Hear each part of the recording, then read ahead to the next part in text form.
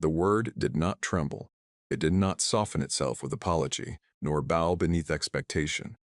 It fell clean, sharp, and final into the glittering silence of the ballroom. Lady Grace Johnson stood beneath 1,000 chandeliers, her chin lifted, her gaze steady upon the most feared man in England.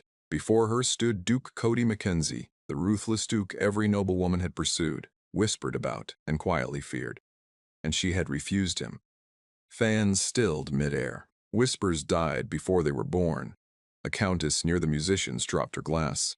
No one, no duchess, no heiress, no woman with fortune or title had ever denied him. Yet this woman, this apothecary's daughter with no lineage to shield her, had done so without hesitation.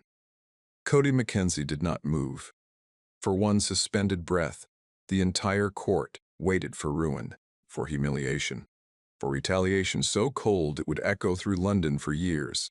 Instead, he smiled, slowly, deliberately.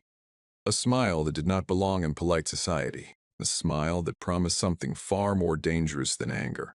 And in that moment, though she did not yet understand it, Grace Johnson had changed the course of her life. By morning, London belonged to her defiance, not to Parliament's debates, not to military contracts, not to Lady Winslow's unfortunate fall into the ornamenty fountain.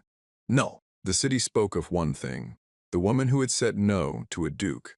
The story spread from marble halls to market stalls, growing sharper with each telling.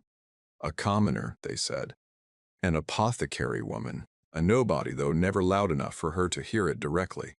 She had stood in the grandest ballroom of the season and refused him as if he had offered her inconvenience rather than power. Grace heard the scandal not from gossip, but from truth. Miss Corvine Aldwell arrived at the shop before sunrise, ink still smudged upon her fingers, her eyes alight with barely contained disbelief. She placed 3 newspapers upon the workbench without a word. Grace did not look at them. She continued sorting dried lavender beneath the soft gold light of the east-facing window. "They spelled my name correctly," she said calmly. "That is progress." Corvine stared at her. "They are calling it the most shocking social defiance of the decade. The decade has only just begun." Silence stretched between them. The apothecary breathed quietly around them, cedar, chamomile, and the gentle creak of shelves that had witnessed years of careful work. Grace's sleeves were already rolled, her hair pinned with efficient precision. She looked like a woman already ahead of the day. "I know what I did," she said at last, "and I would do it again." Corvine exhaled slowly. "He will retaliate.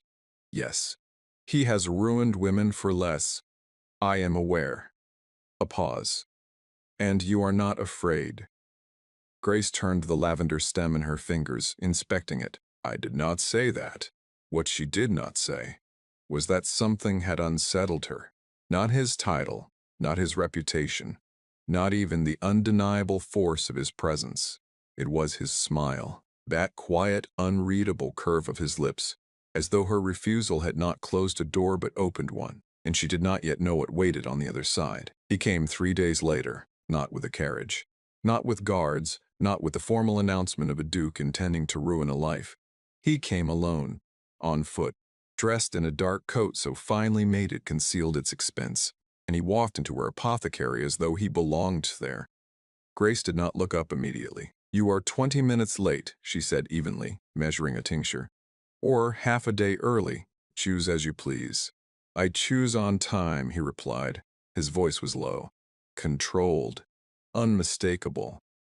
She finished her work before granting him her full attention. Up close in honest morning light, he was no less formidable. But something had shifted. Without the ballroom, without the audience, he seemed less guarded, not weaker, simply more real. "You built this," he said, glancing over her shelves. "Yes, every label, every supplier, every fragile piece of independence she had fought to claim." He nodded once. "I am not here to threaten you. I did not assume you were." A flicker of something approval perhaps passed through his expression. "I want to understand," he said, "why you refused me." She met his gaze directly. "Because I meant to." That is not an answer. It is the only one you are owed. A silence followed. but not an empty one. It stretched steady, deliberate, until it became a test of will. "What would it take," he said at last, "for you to see me, not my title, not my name, but me?" Grace studied him, not with hesitation, but with precision. Then 4 weeks. He did not interrupt. "You have 4 weeks," she continued, "to make me fall for you. Not with power, not with wealth, not with anything that belongs to your station." Her voice remained calm. "If you succeed, I will grant you one honest conversation about what comes next. And if I fail, you leave," she said. "You leave my name, my business, and my life untouched. Forever." The shop fell still. Even the light seemed to pause. Cody Mackenzie watched her. Long enough that most women would have softened, explained, retreated. Grace did none of those things. "Finally, 4 weeks," he said quietly, "starting now."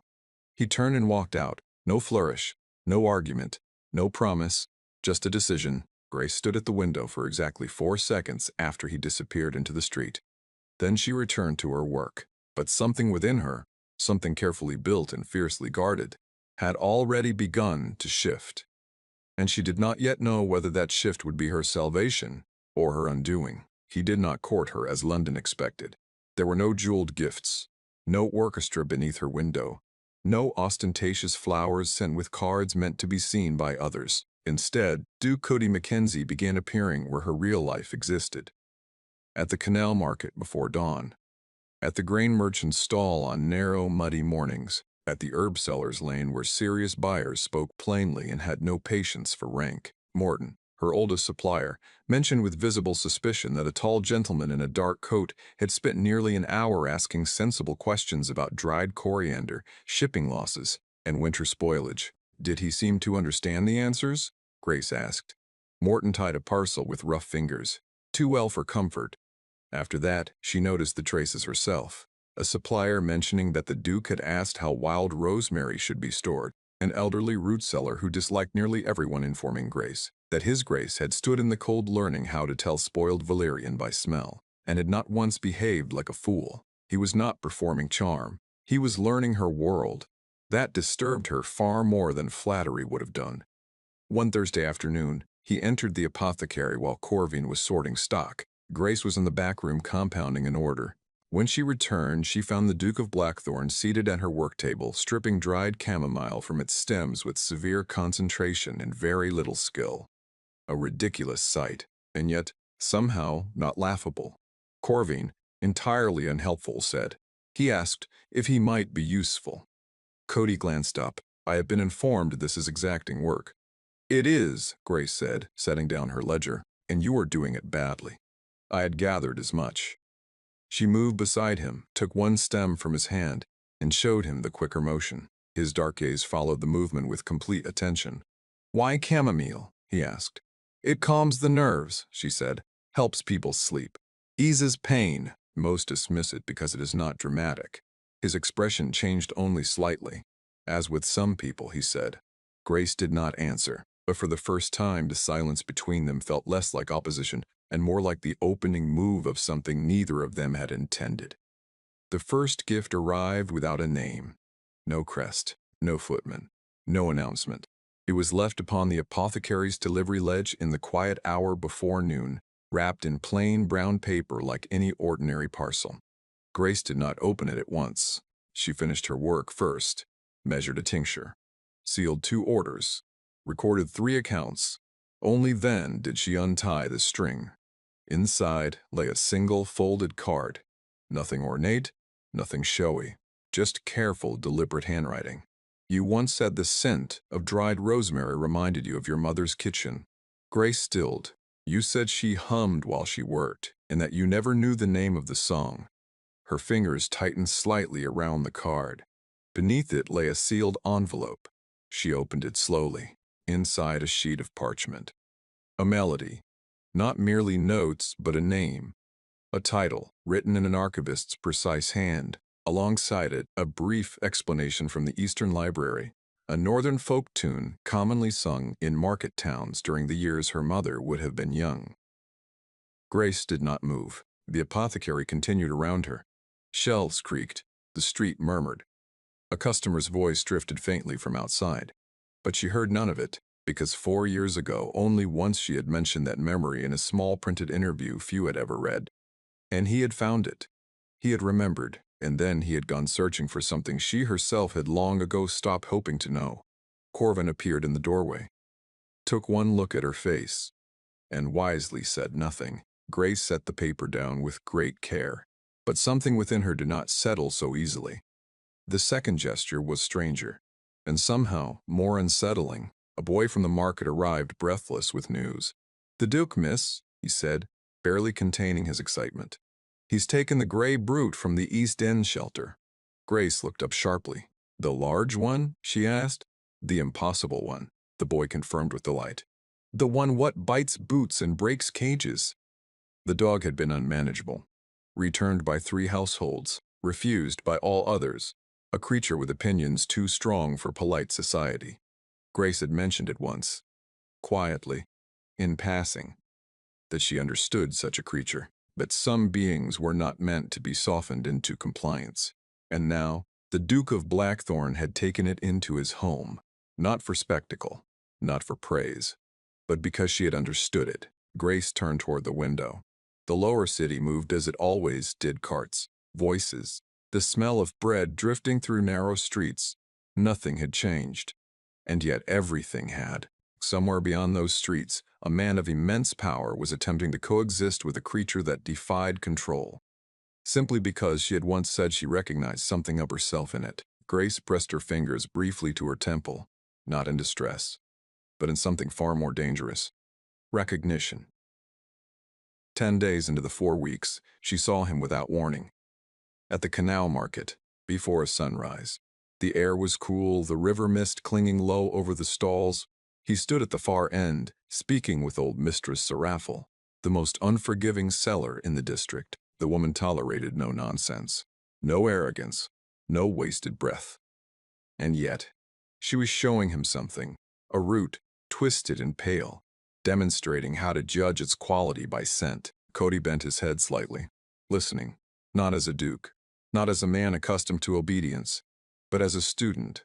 Grace watched from a distance, unseen, unacknowledged, and for a fleeting, unguarded moment, something shifted within her. Not surrender. Not yet. But the beginning of something far more fragile. Something she had not permitted herself in years. Curiosity. That same afternoon he returned to the apothecary. Not to speak, not to persuade. Only to continue the chamomile he had not yet mastered. Grace stood in the doorway for a moment, watching him. His large hands, so ill-suited to delicate work, moved carefully, almost stubbornly. He did not rush. He did not abandon the task. He simply persisted. He glanced up. "I am improving," he said. "Marginally," she replied. A pause. "Then why?" she asked. He did not pretend to misunderstand. "Because you told me not to use what belongs to my title. That is not what I meant." "I know," he said quietly. Their eyes met. For the first time, there was no challenge in the silence. No negotiation. Only something quieter, more honest. "I am not trying to win," he added. Grace did not answer. But something inside her, something long held, rigid, softened, just slightly. And for the first time since that night beneath the chandeliers, she wondered, not what he could offer her, but who he truly was. When no one else was watching, the trouble did not arrive with scandal. It arrived with whispers, soft, measured, the kind that moved through drawing rooms and council chambers before slipping quietly into places like hers, where consequences were felt long before they were announced. Grace heard of it on a gray Wednesday afternoon. Mr. Oswald Frey, a linen merchant who supplied both noble households and practical trades, came for his usual order. He spoke as he always did, carefully and directly, as though placing each word where it could do the least harm. "There has been discussion," he said, adjusting his cuffs, "in certain upper circles." Grace continued wrapping his parcel. "Regarding what?" "Your contracts," he replied. "Your refusal of his grace. What it suggests about your disposition." Her hands did not falter. "And what does it suggest?" "That you may not be suitable," he said, choosing the word like a man selecting a blade, "to maintain agreements tied to noble patronage." There it was. not a punishment, a correction, a reminder of her place. Grace tied the string neatly and handed him the parcel. And how did this discussion conclude? Mr. Frey hesitated. Then, with quiet satisfaction, it did not conclude as expected. She stilled. Someone spoke, he continued, at length, with considerable authority. Grace's gaze lifted slowly. He argued your work, Mr. Frey said, your integrity, your right to refuse any proposal regardless of rank without it being held against your livelihood. A pause. He was not contradicted. The shop seemed to grow quieter. And this someone? Grace asked. Mr. Frey inclined his head slightly. I believe you can make an educated guess. She stood at the window long after he left. The street carried on unaware, indifferent. But Grace could see it clearly. A long table, men in polished coats, expectations already decided before the discussion began, and him, standing among them, not defending her to impress, not to win her favor, but because it was right, and he had not told her. He had not come to the shop with it, had not used it as proof, had not added it to the quiet list of things he had done. He had simply done it. Grace closed her eyes briefly. That unsettled her more than anything else, because power, when used without demand, was far more difficult to resist. The gallery exhibition was the last place she expected to feel it. The upper city was warm with candlelight and quiet refinement. Paintings lined the walls, botanical illustrations, detailed and precise. Grace moved through them with practiced ease, her slate blue gown understated but elegant, her presence neither announced nor overlooked. She saw him before she intended to. Standing alone, not surrounded, not performing, simply observing a large woodland illustration as though the rest of the room did not exist. He looked up. Their eyes met. And something unspoken passed between them. Grace crossed the room. She did not hesitate. He recognized the species, he said as she came to stand beside him. Most of them, she replied. A pause. Soft. Unforced. The 4 weeks are nearly finished, he said. 3 days, yes. The words settled between them. Heavy. Inevitable. You went to the council, she said. I did? You did not tell me. It was not for you to thank me for. She turned, then fully studying him with that same direct, unwavering gaze. You could have used it, she said, as leverage. I do not want leverage. What do you want? His answer came without hesitation. You. The word was quiet, but it did not waver. Not like hers had not wavered in the ballroom. Grace's breath caught just slightly. I do not want to win a condition, he continued. If you tell me in 3 days that nothing has changed, I will walk away. Completely. The room blurred slightly at the edges. Candlelight flickered. I am not here to claim you, he said. I am here because somewhere in these past weeks, I stopped trying to prove something and began trying to understand you.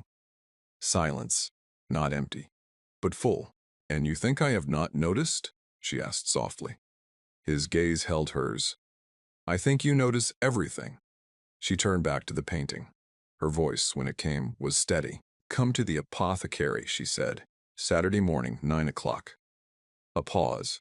I will make breakfast. He arrived exactly on time. The shop below was closed. Quiet, but the side passage door stood unlocked. An invitation. He understood it. The kitchen above was warm with morning light. Terracotta floors, open windows, the scent of bread and herbs lingering in the air. Grace stood at the stove. Simple, unadorned. More herself than he had ever seen her. Sit, she said. He obeyed. She moved through the space with ease, showing him where things were without ceremony. The bread. The honey from the northern hills, the small details that did not matter, unless they meant everything. They ate in quiet conversation. Nothing grand, nothing rehearsed, just truth. Callum, the dog still unnamed. The paintings, with small ordinary things that revealed more than any declaration could. And when the morning settled into stillness, Grace wrapped her hands around her tea. Hands spoke. I did not fall because of your challenge. He did not interrupt. I fell, she said slowly, because you paid attention. A pause. The chamomile. The song. The child. The way you stood in those rooms and spoke when you did not have to. She looked at him then. Clear. Certain. I chose this, she said. On my own terms. His voice was quiet. I know. And it must remain that way. It will. Silence returned. But it had changed. It no longer guarded. It held. Grace reached across the table and slid the honey jar toward him, a small gesture, almost nothing. And yet, for a woman who had built her life upon standing alone, it was everything. But even as the morning light warmed the room, and something fragile, dangerous and real began to take shape, neither of them yet understood what the cost of that choice would be. It began with an invitation she could not refuse, delivered not to her shop, but to her reputation. A cream envelope sealed with the crest of Lady Eleanor Winsford arrived 2 days after that quiet breakfast. Grace broke the seal without ceremony. You are requested at Winsford House this Thursday evening. No warmth, no explanation, only expectation. Corvine read it over her shoulder. This is not a social call. No, Grace said calmly. It is an inspection. Winsford House glittered with calculated elegance. Crystal chandeliers, polished marble. A room filled not with conversation but observation. Grace felt it the moment she stepped inside. Eyes, measured. Curious, some amused. Others sharpened with quiet disdain. A woman without title did not belong here. Unless she was being weighed, Lady Eleanor received her with a smile too precise to be kind. Miss Johnson, she said, how extraordinary to see you among us. I was invited, Grace replied evenly. A faint ripple of amusement passed through the room. Indeed, Lady Eleanor said, and such invitations are rarely extended without reason. Grace understood then. This was not an evening. It was a stage. And what role have you assigned me? Grace asked. Lady Eleanor's smile deepened. That depends, she said softly, on how well you understand your position. The questions began subtly. Her business, her clients, her refusal. Each inquiry dressed as curiosity, but sharpened into judgment. A remarkable rise, one lady murmured, for someone unconnected. And yet, another added lightly, one must wonder how long such independence can be maintained without proper alliances. Grace answered each question with measured calm, never defensive, never deferential. But she felt it, the pressure, the quiet insistence that she justify her existence in a room that had never intended to accept her. Then Lady Eleanor spoke again. You refused his grace, she said, her voice carrying just enough to silence nearby conversation. Yes, bold, she replied, or perhaps short-sighted. A pause. You must understand, Miss Johnson, that men of such rank do not often repeat their offers. Grace held her gaze. I did not ask him to. A sharper silence followed. Fans slowed, glances sharpened, and if he does not, Lady Eleanor pressed, what then becomes of you? Grace felt it then, not fear, not doubt, but something far more dangerous. The awareness that she cared about the answer, because for the first time in years, her future was not entirely her own. I will remain exactly what I am, Grace said, and that has always been enough. But even as she spoke, a quiet voice within her asked, will it still be? The doors opened, not loudly, not dramatically, but the shift in the room was immediate. Conversation faltered. Attention turned. Duke Cody Mackenzie had arrived, not announced, not escorted. He walked in as though he belonged, because he did. The room adjusted around him. It always did. His gaze found Grace almost instantly, not by chance, by intent. Lady Eleanor's smile flickered. Ah, she said softly. How convenient. Cody did not greet the room, did not acknowledge the subtle performance unfolding. He crossed directly to Grace, stopped before her, and in that moment, the entire room held its breath again. Miss Johnson, he said quietly, Your Grace.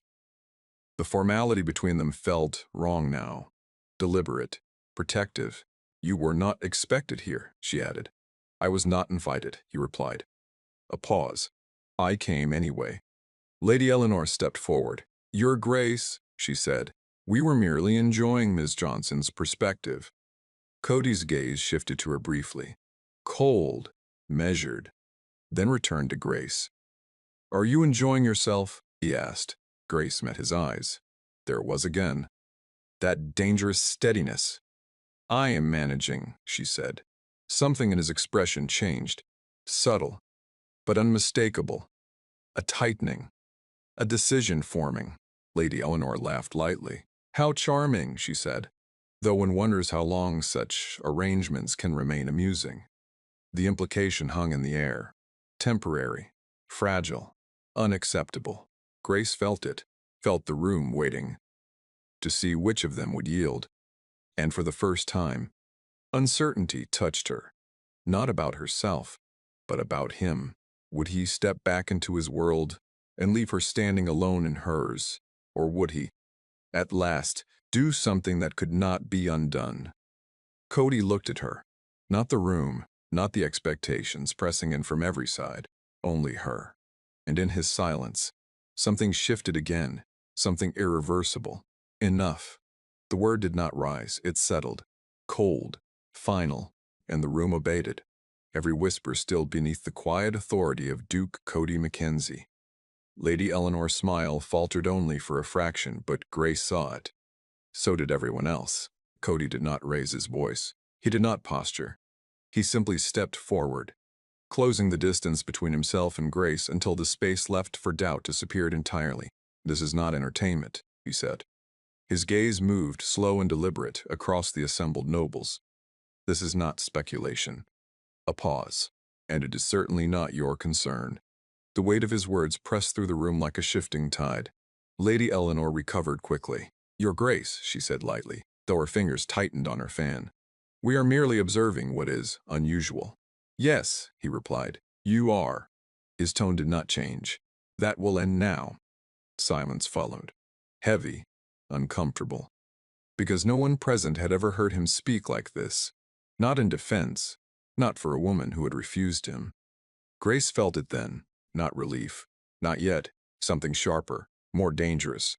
Because this public line he was drawing could not be undone, and neither could its consequences. Lady Eleanor tilted her head. "You speak with remarkable certainty," she said, "for a situation that, by all accounts, remains unresolved." Her eyes flicked briefly toward Grace. "Does it?" The question lingered. Deliberate, provocative. The room waited. Grace felt every gaze, every expectation. And beneath it, her own pulse, steady but undeniable. This was the moment she had never intended to stand in. Not in a ballroom, not before society, not with her life balanced between independence and something far less certain. Cody turned to her then, fully, not as a duke addressing a subject, but as a man asking a question he could not answer alone. His voice lowered, quiet enough that only she heard it. "Tell me to walk away," he said, "and I will." The words struck deeper than anything spoken aloud. Because she knew he meant them. There would be no retaliation, no quiet punishment, no damage left behind. He would leave, completely, and she would return to the life she had built, safe, certain, untouched. Grace looked at him, truly looked, at the man who had stood in council rooms for her, who had learned her world without demanding entry into it, who had listened to a child, to a root cellar, to her, who had never once tried to own her. The room faded.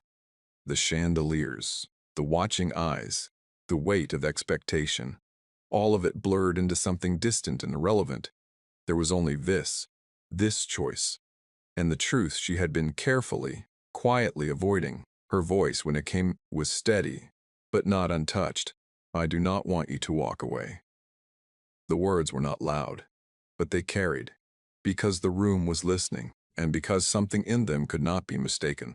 Cody did not move at first, as though absorbing the meaning, ensuring it was real. Then, very slowly, he exhaled. Not relief, not triumph, something deeper, something earned. Lady Eleanor's fan stilled entirely. The room shifted again, but this time not with curiosity, with understanding. Something had changed, something irreversible, and yet it was not finished. Not yet, because Grace turned slightly, not toward him, but toward the room, toward the world that had always required her to prove herself. Her chin lifted, her voice calm. "I did not come here to be chosen," she said. A ripple moved through the gathered nobles. "I came here because I was invited." Her gaze moved steady, unflinching. "And I will leave as I arrived." A pause. "On my own terms." Silence followed. Different now. Not dismissive, not curious, respectful. Cody watched her, something unreadable in his expression, not pride, not possession, recognition, and perhaps something dangerously close to admiration. But even as the room began to breathe again, as conversation cautiously returned, as the moment settled into memory, there remained one thing unspoken, one truth neither of them had yet dared to give voice to. Because wanting someone, and choosing them, were not the same. And what came next would require more than courage in a ballroom. It would require something neither of them had ever fully risked before. The scandal did not fade. It transformed. By morning, London was no longer whispering about a refusal, but about a choice. Not his, hers. They spoke of the apothecary who had not been claimed, but had remained standing beside a duke as though she had always belonged there. Some admired it, many resented it, and a few quietly waited for it to collapse. Because things like this did not last, not in their world, not without consequence. Grace returned to her shop before dawn. As she always did, the streets were still, the air cool, familiar, safe, and yet nothing felt entirely the same. She moved through her morning tasks with steady hands, measured, ordered, but her thoughts were not as easily arranged, because for the first time in years, her life had shifted beyond her control, not taken, not forced, but shared, and that was far more frightening. She reached for her message book, paused, then closed it without opening. A small change, but a deliberate one. She would not wait for him. Not like that, not in a way that made her smaller. The bell above the door rang. Early. Too early for customers. Grace did not turn immediately. "You are ahead of schedule," she said, continuing her work. "I have learned," came his voice quietly, "that your mornings are where you are most honest." She turned then. Duke Cody Mackenzie stood just inside the doorway. No coat of arms, no audience, only him. For a moment, neither spoke, because this was not a ballroom, not a performance. This was real. "You should not be here," she said. "I know. And yet you are." Yes. A pause. The kind that held weight, not uncertainty, but truth waiting to be named. "I did not come to claim anything," he said. "Not your time, not your future." Grace watched him carefully. "I came," he continued, "because last night was not enough." Her breath slowed. Not enough what? Not enough truth. The words settled between them, simple, unadorned, and impossible to ignore. And impossible to ignore. "I told them to stop," he said. "I drew a line. But that was not the thing that mattered." His gaze did not leave hers. "You mattered." Silence. Not fragile. Not uncertain. But full. "And what does that mean?" she asked. He stepped forward once, not closing the distance entirely, leaving space, always leaving space. "It means," he said quietly, "that I am not offering you a place in my world." A flicker of something passed through her eyes. "Careful. Guarded.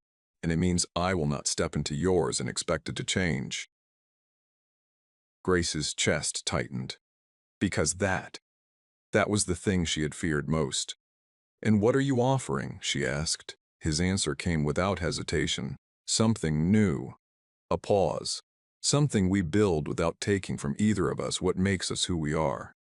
Grace held his gaze, long, searching, because she understood what he was saying. Not possession, not surrender, but something far more difficult. Choice. Equal. unforced.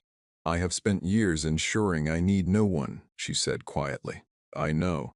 And if I choose this, if I choose you, her voice steadied, it will not be because I cannot stand alone. It will be because you no longer wish to. The truth of it struck deep, not as pressure, but as permission. Grace exhaled slowly. The walls she had built were still there, strong, deliberate. But they were no longer heavy, no longer closing in. They had changed, because she had changed. She stepped forward, just once, closing the distance he had left open. Not all of it, but enough. I will not belong to you, she said. Nor I to you, he replied. A faint, almost dangerous softness touched her expression. Then we understand one another. We do. A quiet settled between them. Different now. No longer guarded. No longer uncertain. Alive. Grace reached for the small jar of honey on the counter, the same one she had offered him days before, and placed it between them. Not as a symbol, not as a gesture meant to be remembered, just something shared, simple, real. Stay, she said, not a command, not a plea, an invitation, and this time he did not hesitate. Outside, London continued as it always had. Carriages rolled, nobles whispered, society watched, waiting. But inside the small apothecary on a quiet street, a duke did not claim a woman, and a woman did not surrender her independence. Instead, two people chose something far more dangerous, something far more rare. They chose each other, without ownership, without fear, without losing themselves in the process. And in a world built on power and possession, that choice was the most unthinkable thing of all.